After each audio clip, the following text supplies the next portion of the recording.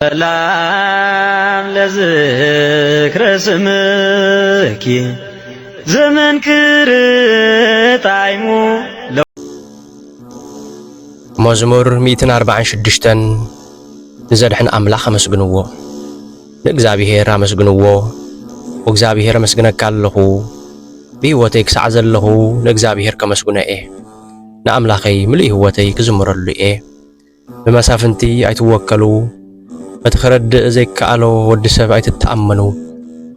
መይቶም ትንፋሶም ምስ ወፀት ናብ መሬቶም ይምለሱ በታ መዓልቲ እቲኣ ሓቂኖምዎ ዝነበሩ ኩሉ ይጠፍእ ኣምላኽ ያዕቆብ ዝረዲአቱ ተስፉኡ ከዓ ኣብ እግዚአብሔር ኣምላኽ ዝገበረ ሰብ ብፁዕ እዩ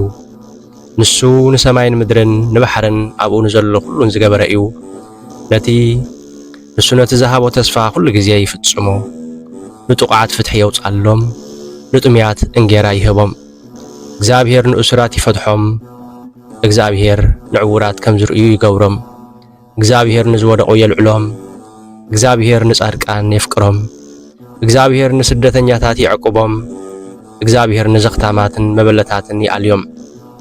ንኹፋት ሰባት ግና የጥፍኦም እግዚአብሔር ንዘለዓለም ንጉስ እዩ ኦ ጽዮን አምላኽኪ ንውልድ ወለዶ ንጉስ እዩ እግዚአብሔር አመስግንዎ አሜን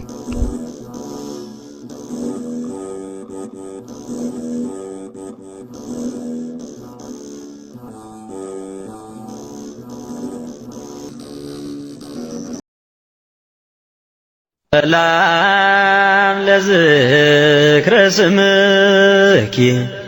ዘመንክር ጣዕሙ